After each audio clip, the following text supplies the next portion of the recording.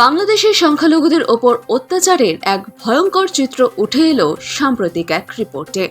গত বছর 5ই আগস্ট হাসিনা সরকারের পতনের পর থেকেই সংখ্যালঘুদের ওপর আক্রমণের মাত্রা বেড়েছে বলেই অভিযোগ।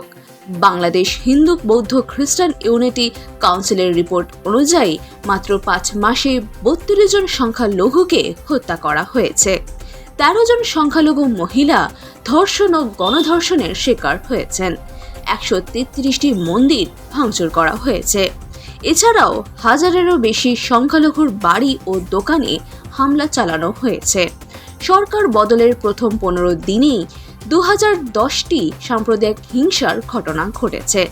চাপের মুখে বাংলাদেশ সরকার 1769টি ঘটনার সত্যতা স্বীকার করলেও কার্যত ব্যবস্থাই নেয়নি। এমনকি সরকারি চাকরিতে থাকা সংখ্যালঘুদের জোর করে ইস্তফা দিতে বাধ্য করা হচ্ছে।